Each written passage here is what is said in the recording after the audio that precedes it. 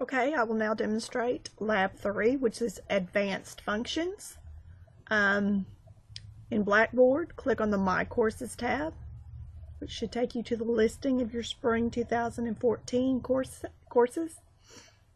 Click on the Intro Electronic Spreadsheets. It should take you to the home page. Your assignments are listed in the assignment link on your Blackboard menu here on the left-hand side of your screen. So click on the assignment link, and we're going to now do Lab 3. The instructions are to download the attached Excel Lab 3 instructions and family budget files and save them to the computer you're using. You can watch this video posted in the lab on your Blackboard menu, your lab videos link. You can perform the lab as you watch the video, or watch the entire video and then perform the lab. Excuse me.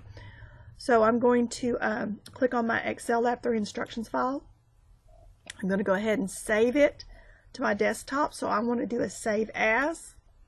I'm putting it to the desktop of the computer I'm using so that there again, it's on the desktop and I can find it easily. You can put it wherever you want. Just make sure you know where you're putting it so you can access it. And I've already got it there, so I have to replace it. And then I need to download the family budget file, which is the work file we're going to be using. I'm going to then again save as, so I can save it to my desktop and I can find it very easily. I'll minimize all of my screens so that I can get to my desktop, and I have now on the desktop my Excel Lab 3 instructions and the family budget file, which is the file that we will be working with in this lab. I will now open the instructions file. I'm not going to do anything to this file, but I'm going to go ahead and enable editing, but we shouldn't be making any changes to the instructions file. So first we need to open the family budget file, and that we downloaded from Blackboard, and we're going to save it using a new name. It's going to be family budget _ your first and last name. So I will minimize my Word document instruction file. I will now open the family budget file that's on my desktop that I downloaded, and I will immediately do a file save as, and there again I'm going to save it to the desktop again, and it should be family budget _ your first and last name. Okay, the next step is in the budget sheet, enter the text January in cell B5. I'll bring up my Excel. Click in cell B5, and let me get it a little bit larger, and type in the text January. We're going to use the fill handle on B5 and fill the range C5 to M5 with the series of months names, and then we're going to center the months. So I'll bring up my Excel spreadsheet. I go back to cell B5.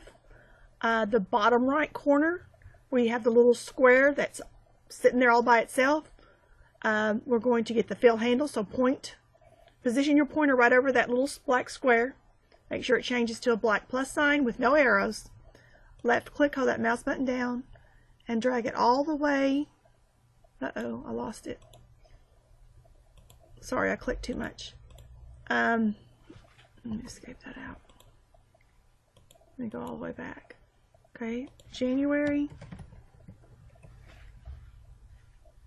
Hit enter to get it in the cell. Take the fill handle, left click, and drag all the way to column M, and you can see through the screen tip here as I'm dragging it, the months appear and we fill in the months names. We are also to center the month labels in the cell, so while the entire range B5 to M5 is still selected, on your home tab in the alignment group, go ahead and click the center button to center it in the cells. Okay, the instruction file, use wrap text for cell A27 so that the text appears on 2 lines. I'll bring up my Excel spreadsheet. A27 has a label which is text in it, and it's running over into the next cell. We've already seen how we can auto fit a column to make it larger, or In this case, we're going to do the wrap text. So on the Home tab in the Alignment group, you have a button called Wrap Text. If you click on it, it will wrap the text and make it into 2 lines. Enter a formula or a function that would calculate the running total values for cell range C25 to M25. Now, running total are values that are a cumulative amount of savings for each month. We will have to use what we call absolute cell reference in order for the function to work. So I'll bring up my work file, Family Budget. In cell C25, what a running total is for the end of February, I want to know what my total net income is. In January, my net income is a negative 1,000 because obviously someone here is going to college because you have an expense of tuition and books. So that really hurt. Your net income is your total income minus your total expenses. So whatever money you make minus everything you have to pay for is your net income. So a running total is, I want to know by the end of the year, say December, how much money have I saved. So in C25, the value should be the total of January and February's net income. Then in the next cell, D25 should be the total of January, February, and March. E should be the total January, February, March, April. So a running total is each time, each one of these cells should be adding all of the net income from January on up to that point. So you know your net savings throughout the entire year. This is your net income. This is just January's net income. This is just February. This cell is just March. We want to know a running total. So the easiest thing to do is in cell C25 is to use a summation function. So in C25, I'm going to make that my active cell. On my Home tab in my editing group, I'm going to click on the Auto Sum button. Notice when the screen tip comes up, it says Sum, so we just want to add 2 values. Well, we want to add the January and February net income. Well, the system is guessing wrong. It's confused. It only sees that one value, so we have to tell it what values we want added because it's guessing wrong. So all you do is we want the range B24 to C24 added together. So what you have to do if it guesses wrong as far as the range you want added, you just select the range. So there again on B24, I'm going to select it, so I have to make sure my pointer is that white plus sign or white arrow. I'm going to left click and I'm going to drag across to C24. So that's the range that I want. I selected it. It's picking up the range that I want. And you can see here in the formula bar, B24 colon C24, so I just hit enter. Now the problem is, if I, excuse me, now I'll go to cell C25 and take that fill handle and fill it across. Well, it did a relative copy. So in cell D24, it's just adding C24 and D24, which is February and March. I want January, February, March. Same with the next cell over. It's just adding D and E. So what the problem is when we did a relative, it keeps changing the columns relative to the original. So where we have B and C, the next cell was C and D. The next one is D and E. We need the cell B24 in this formula to always stay constant.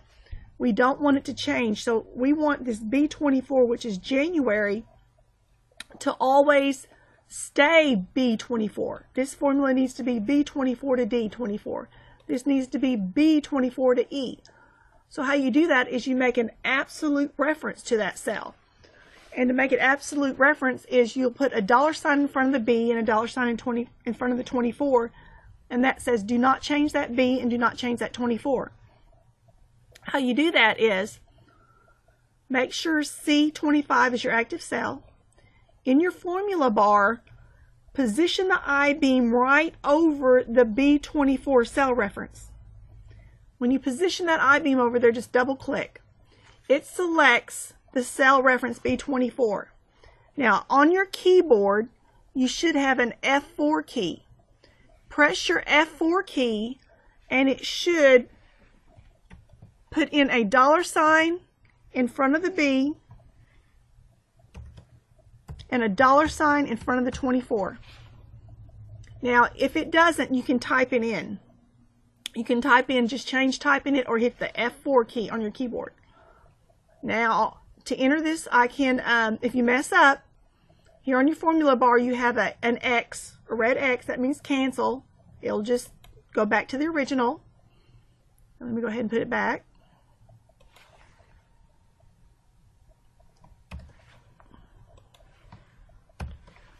Or the check mark is the same as the enter. So whether I hit the enter key or click on this check mark, it will enter it into the cell. Oop, I messed up. Sorry, I lost my my parentheses. I took it out accidentally. So $sign in front of the B, $sign in front of the 24. Click the check mark to enter it into the cell. Now, this value in December, this 1400 here, should be all of these added together. And I guarantee you it should be around $6,000. So what you need to do is you need to take out a calculator and spot check some of these formulas to make sure you're getting them right. I'm now going to take the fill handle on C25 since I corrected the formula, and now fill it across to column M, and I'll click anywhere out here to deselect it. And this should be all three of these added together. The end of April should be all four values from January, February, March, and April added together. And I would take a calculator out and spot check it, but I know that's right. So that's called absolute reference. Absolute reference is in this particular formula. Do not change that cell reference. Do not change the B or the row or the column. Okay. Looks like we're going to do some fancy formatting here. Number 5, we're going to apply a thick bottom border to the ranges B7 to M7 and B21 to M21. So I'm now going to select the range B7 to M7, and what we're going to do is just like when you do a math class, like in 3rd grade, you learned that 1, you'd put in a 1 on your paper, then put a plus sign and put a 3 underneath it, and then you draw an underscore under that 3 and put the answer. This is the same as what we're doing here. We're putting a border so that we can see that these are 2 added values. So up on your home tab, in the font group, on the 2nd row, you have a button in there. When you point to it, you put your pointer on it, it should come up and say some kind of a border. Drop down that arrow, and in that list find a thick bottom border, not the box, thick bottom border, and click. Now click anywhere outside on any open white cell, and you will see it's just an underscore like when you're doing math. We need to do the same to the range B21 to M21. Drop it down. Go to your thick bottom border. Okay? In step 6, apply the total cell style to the range B22 to M22. So there again, we're just formatting it, making it look nice. So I'm going to select the range B22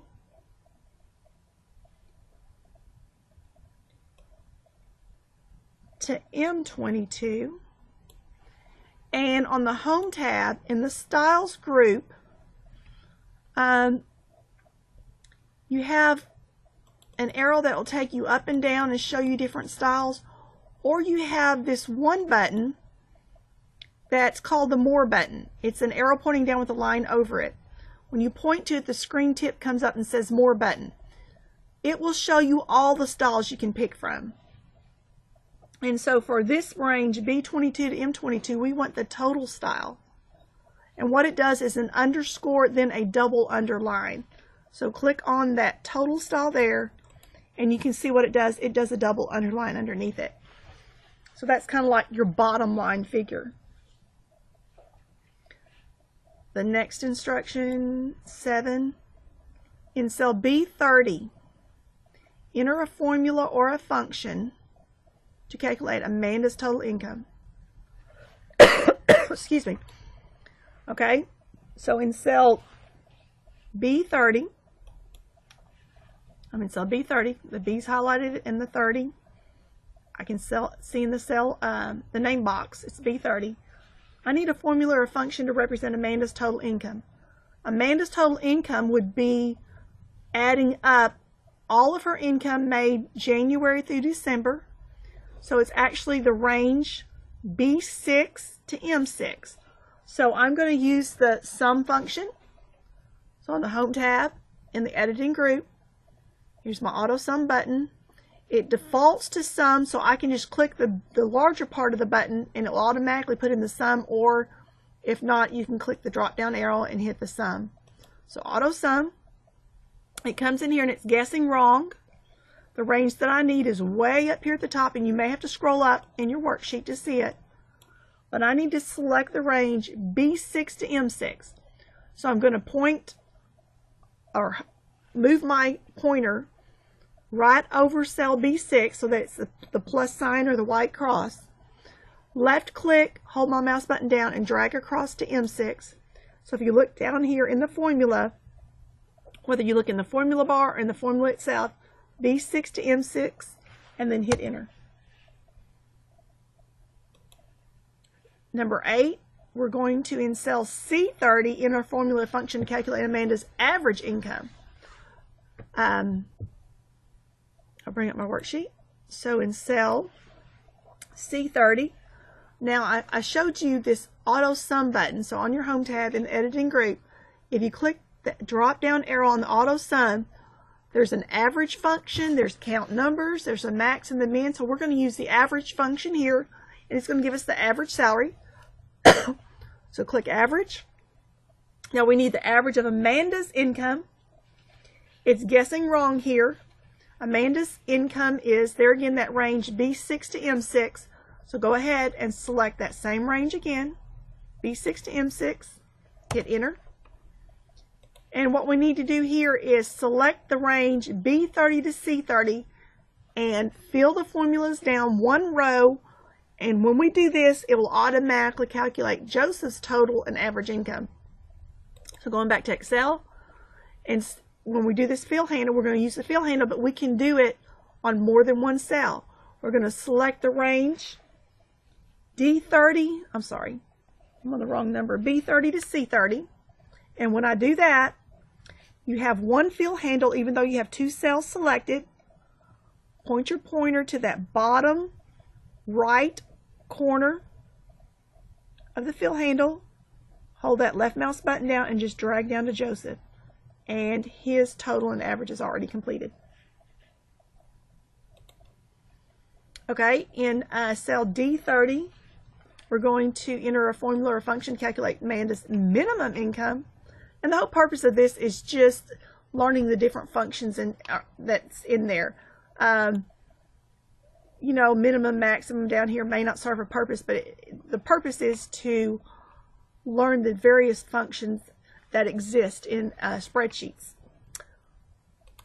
So D30, I saw that on the Home tab in the Editing group, when I dropped down my Auto Sum arrow, that there happened to be a min function. And that's what the minimum does. It finds the minimum value in a series of numbers. And it's guessing wrong. It's trying to guess this range. We want, there again, the minimum of Amanda's income. So we will now go up here and select the same range again, B6 to M6, and hit enter. And the next instruction is we want to now in E30 use a formula function to calculate Amanda's maximum income. I'll bring up my worksheet. I will now go to E30. I will, on the Home tab in the Editing group, click the drop down Auto Sum arrow And this time we want the max, so I'm going to use the max function. So select max.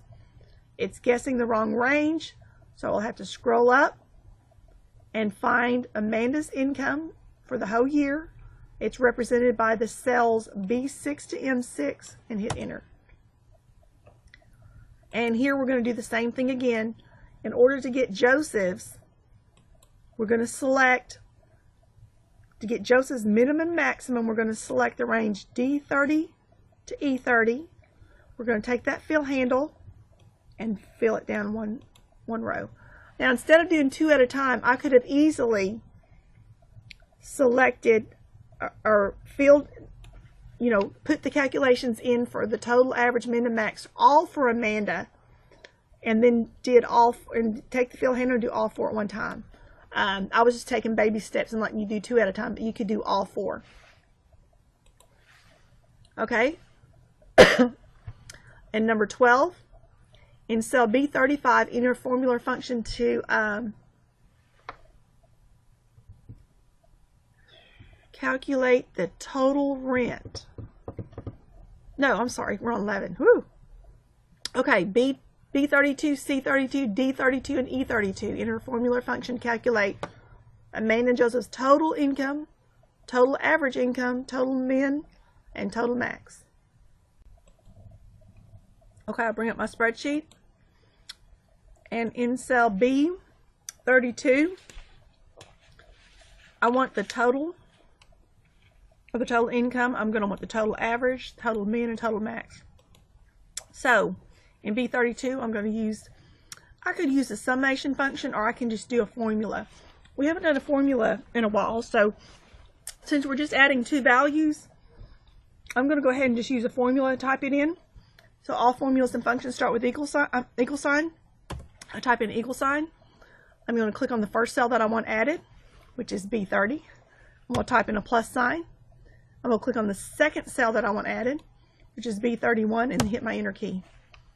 And now, since we have the total there again, the instructions wanted the total average, total min, total max. So we're just going to take the fill handle on cell B32. So point to the little square at the bottom right corner. Make sure your pointer changes to a black plus sign. Left click, hold the mouse button down, and drag across. Okay, now we're going to go to the rent. So in cell B35, enter a formula or function to calculate the total rent for the year. Excuse me, B35. I'm going to use the summation function. So I'll click on auto sum. It's guessing wrong, but I need rent. So scroll up if you need to and find the values that represent the rent for all 12 months. And that would be the range B11 to M11. So select the range B11 to M11. Hit your enter key. Now we want a formula or function to calculate the average rent. I'm going to bring up Excel. In cell C35, on the Home tab in the Editing group, I'm going to click the drop down arrow on the Auto Sum button and go to Average. I need the average rent. So now let's select the range that represents rent for 12 months, which is B11 to M11. Hit Enter. And without going to the instructions, we're also going to need the minimum rent. So make sure you're in cell D35. On the Auto Sum button, drop down the arrow and go select the min function and go select the range B11 to M11 that represents a rent for 12 months. Hit Enter. We're going to do the same for the max. So in cell E35, use the drop down arrow on your Auto Sum button, select max function, scroll up and select the range that represents the rent for 12 months, which would be B11 to M11, and hit Enter.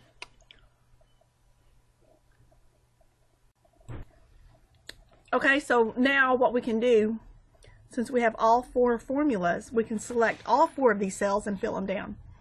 So select the range B35 to E35 and find the fill handle. There's only one fill handle, even though you have 4 cells selected. Position your pointer over the fill handle, the little square, it changes to the black plus sign, and hold that left mouse button down, and oop, I jumped too fast. Drag it all the way down to row 45 and let go, and all of those values are automatically filled in. Okay, so we've jumped way up here and we are now on step number 17. In cell B48, C48, D48, and E48, do the total, calculate the total net income, total average, total max, and total min. No, I'm sorry, we're on 16. We need a total expenses for all 4 of those. So B46, I'll bring up Excel. B46, we want to total up all the total expenses, total average expenses, total min.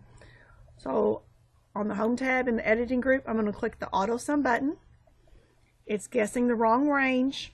So what you're going to have to do is, to fix what it's guessing, is select the range that you wanted. The range that we want is all the expenses.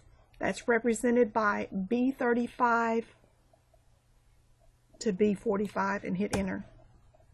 Now with the total in cell B46, we can take the fill handle on cell B46 and copy it across to the average, min, and max. My mouse is not working good today. Let me do it again. I don't know what it's doing. Okay.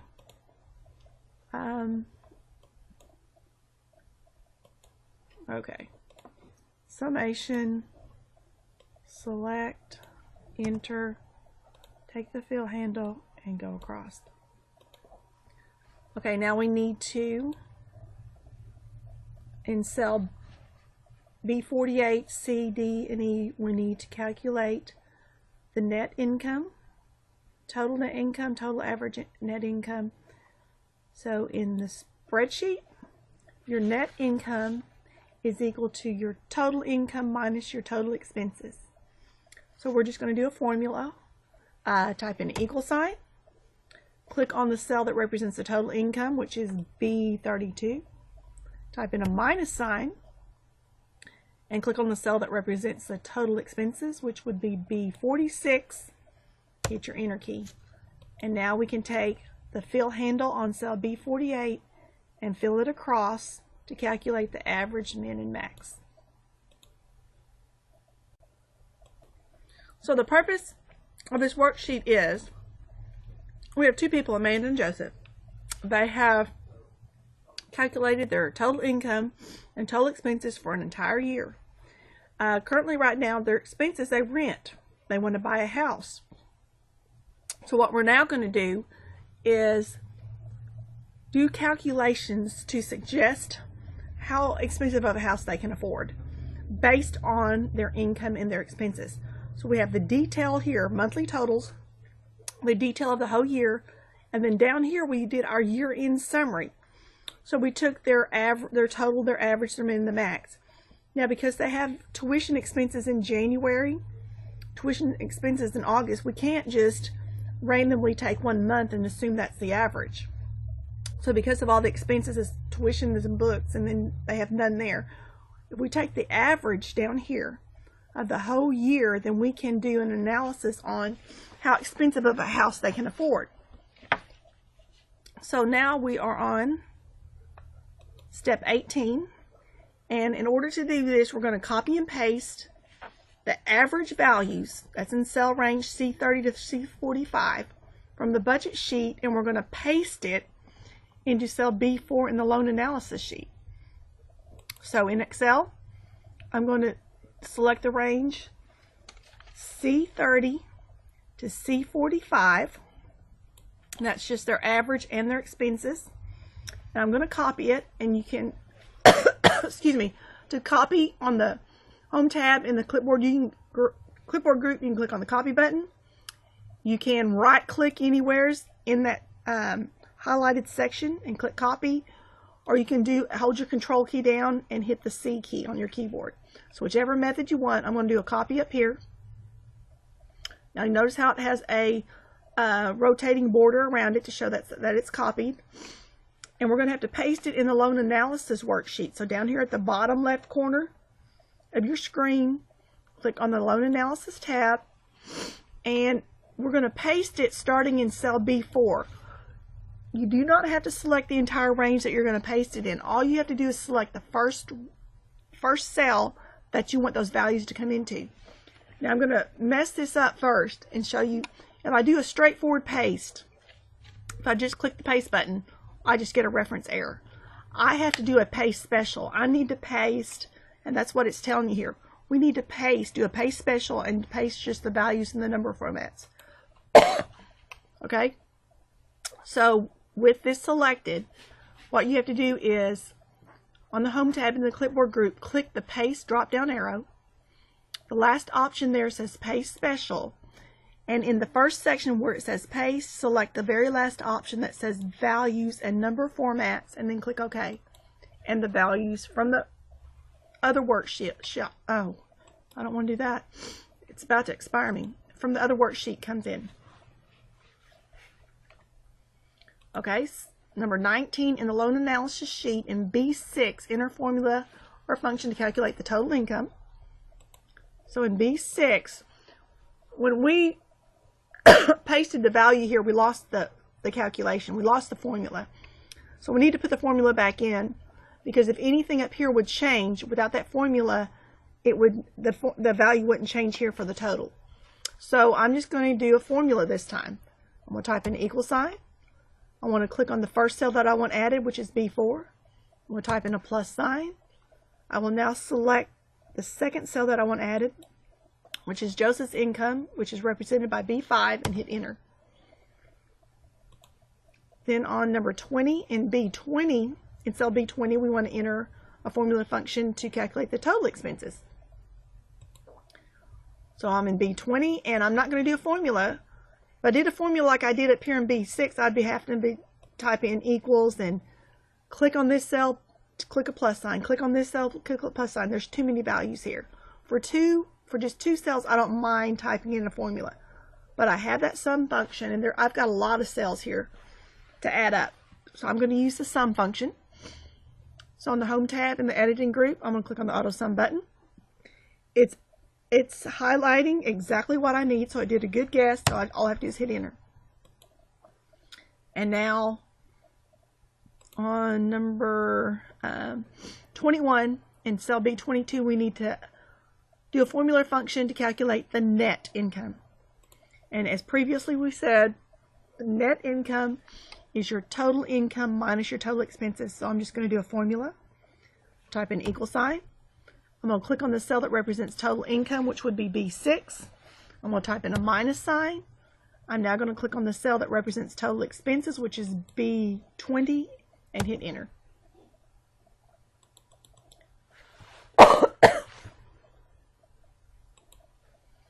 Okay, now in the loan analysis sheet in cell E10, we want to enter a formula function to calculate the total number of payments. We're going to calculate a payment based on a house that they're looking at right now. Under loan conditions, right now they're looking at a house that's $150,000. They went to the bank, and the bank said, okay, we'll give you a 30-year loan at an annual interest rate of 4.5. Now, under the payment conditions, they want to pay monthly, which means they're going to have 12 payments a year. The formula that we're going to use in Excel requires that you must know how many total payments are going to be. Now I'm going to show you how to calculate that ahead of time, but I'm also going to show you when we do the function that if you haven't done it, you still can use the function. So your total payments is going to be the length of your loan, which is the 30 years, times how many payments you're making a year. Excuse me. So in cell E10, we're going to enter a formula. You're going to manually type it in. So all formulas and functions start with an equal sign. So type in equal sign.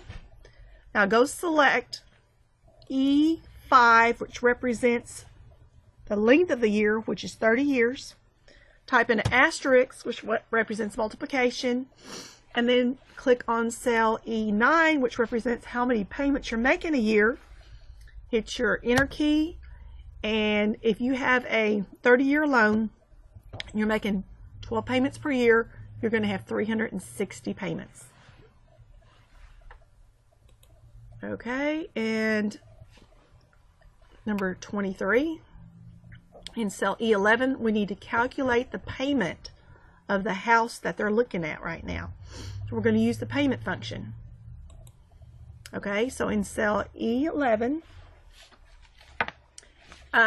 if I do not know, we had all these functions built here in the auto sum, average. There's no payment function there.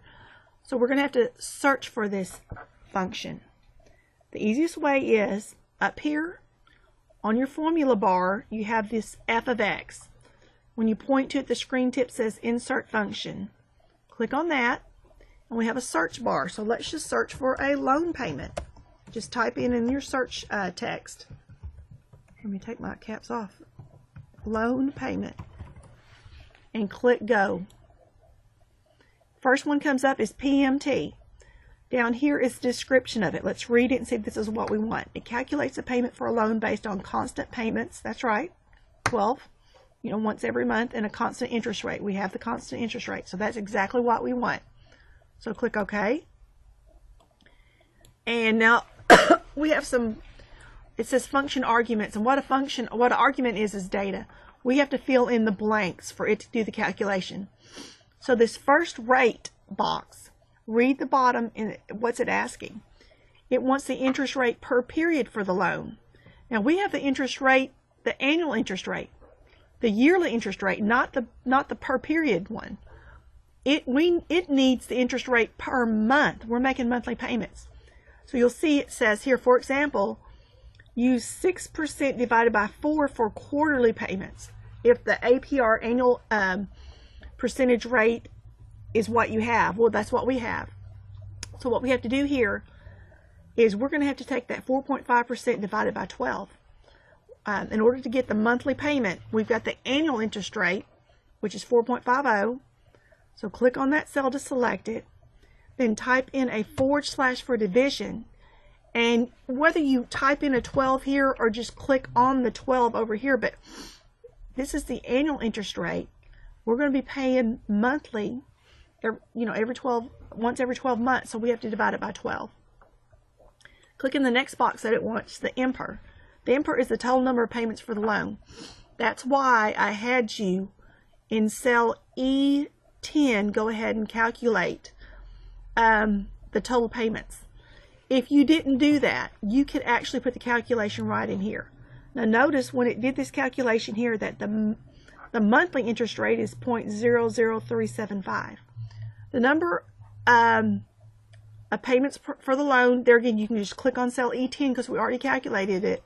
Or we could have put the calculation in here. We could have easily clicked on the 30, typed in an asterisk, and then clicked on the cell that has a 12 in it, which is the exact same formula that's in E10, and notice the 360 is there. So either method. And the PV is the present value, is the amount of the loan. The amount of the loan is in cell E4. So we've got all of our values in there. Click OK, and the monthly payment for a house, $150,000 house with a 30-year loan with a 4.5 annual interest rate is $760. Now notice our house payment over here. In our previous budget sheet, it was rent. Now on our loan analysis sheet, it's a house payment. They were already paying $850 rent, so the house payment is actually cheaper. Now the instructions say that we need to make sure that the right here on 23, change the function to make sure the value in E11 is a positive value. So how we can do that is right up here in your payment function, and up here in your formula bar, click in the formula bar and put your cursor, your blinking bar, so it's positioned between the equal sign and the uppercase P in payment. Type in a minus sign, a hyphen, and now either hit the enter key or click the check mark to enter it, and it turns it into a positive value. Because we're going to have to apply that value over here in the house payment. If it's a negative, it's going to distort our total. It has to be a positive value. Okay, number 24, in the loan analysis sheet, in E15, or make E15 always refer to B22, and make B9 always refer to E11.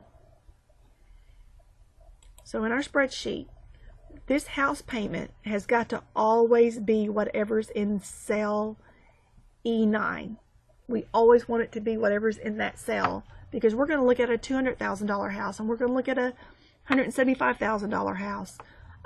So this is a lot of what if. So in order to make B9 always refer to E11, click in cell B9, type in equal sign, then click on cell E11 and hit enter. And the same thing here, our calculated savings. We want to always make E15 be whatever value is in cell B22. Your calculated savings is always whatever you have left over after you make all your money and you pay all your bills, your net income. Your calculated savings is whatever you have left over. So in cell E15, type in the equal sign, then click on cell B22 and hit enter. Okay, number 25. In the loan analysis sheet in E16, we're going to use a logical if function. And what we're going to do is put in, this cell is going to determine yes or no we can afford the house. The test we're going to do is if the calculated savings is greater than the required, then yes, we can afford a house. Otherwise, we can't afford it. So bring up your Excel spreadsheet. We're going to use a logical if. If you look at your ribbon up here, you have a tab called Formulas. And here is the exact same button as this one here. Here we clicked on Insert a Function and we typed in a search for loan. This is the same button here. But you have, here's all your auto sum. Here's all your financial. You have tons and tons of financial. You have logicals. You have date and time functions. Math and trig, you probably go on for days with all the math functions. And then you have statistical functions. So there are hundreds and hundreds of functions in Excel. It's impossible to teach you all of these functions, but it's not impossible to teach you how to find them. And that's where you would have your f of x, and you do a search and type in what you want. Now, the instructions say it is a logical if that we need.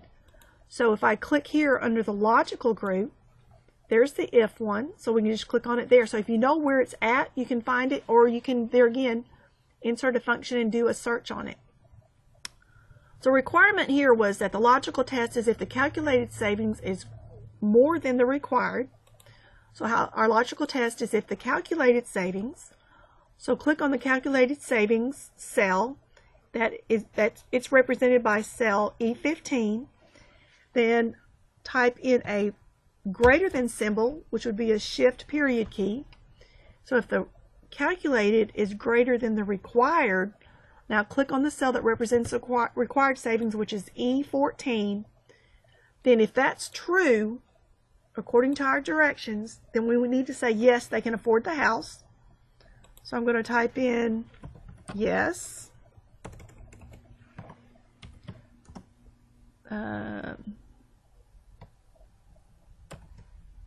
Do a smiley face, but you don't have to do that. Otherwise, no, they cannot afford it. Let's do a frowny and click OK. So yes, they can afford the $150,000 house. Well, they're looking at a $200,000 house that has a swimming pool. So let's change the value in E4 to $200,000. And unfortunately, the conclusion is no, they can't afford it because there again, the calculated savings is not greater than the required. They also are looking at a $175,000 house that has an extra bedroom and maybe a carport. No, they can't afford it, but there's only a $4 difference. Let's say they have a friend that works at a bank, and the friend says, oh, I can get you a 4% annual interest rate. Well, let's look at that $175,000 house.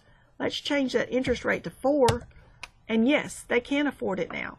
So this is a lot of what-if analysis, and if you get the right formulas and the right cells, you can do a lot of calculations, a lot of what-ifs.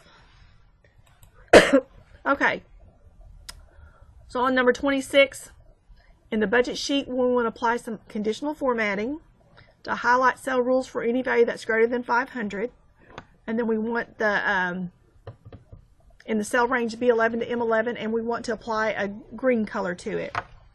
Also in 27, we're going to do another conditional formatting of orange data bars in the cell range B11 to 21, M21. So basically what we're doing here is go back to your budget sheet, right, in the budget.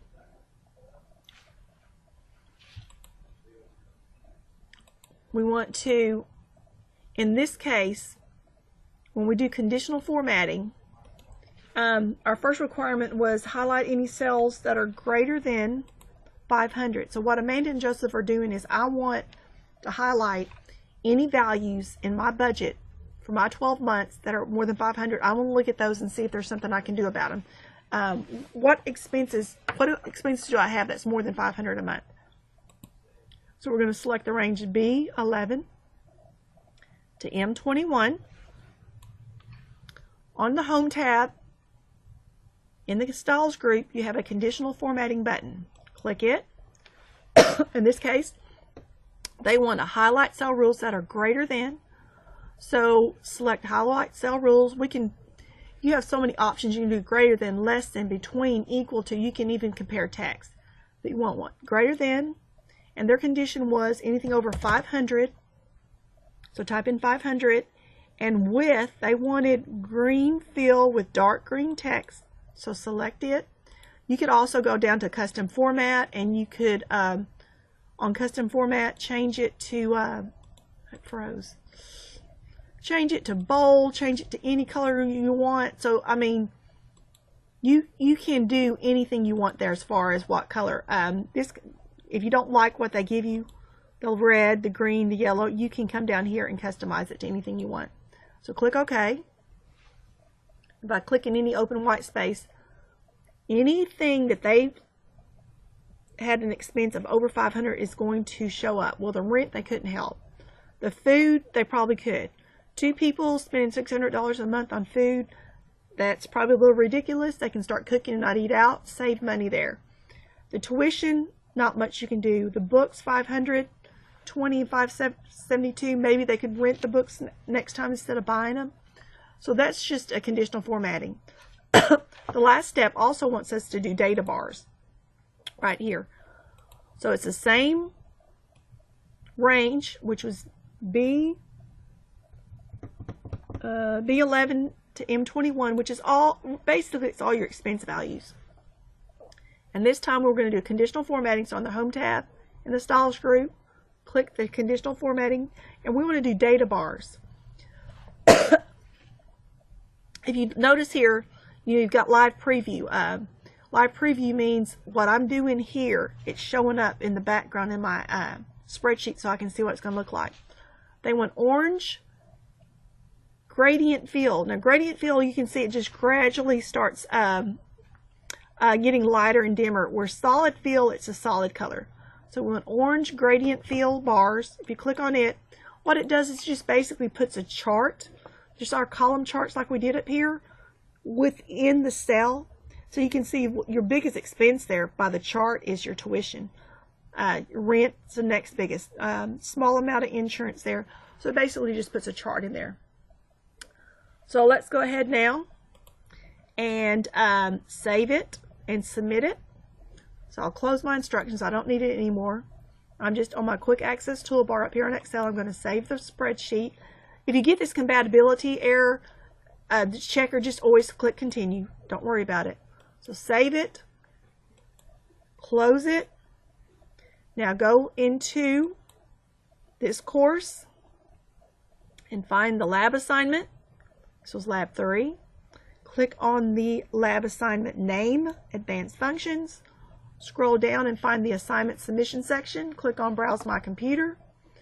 I saved mine on the desktop, so I'm going to click the desktop and find, I called it family budget with my first and last name. Do not give me family budget. If you submit just the family budget, this is the original file you downloaded, I will not get any of your work. Make sure it's family budget with your name on it. You can either single click and click open or double click the file name, either method. Make sure in the assignment section under attached files you see the family budget with your name. Scroll down, hit your submit button, and if you have any problems, just contact me.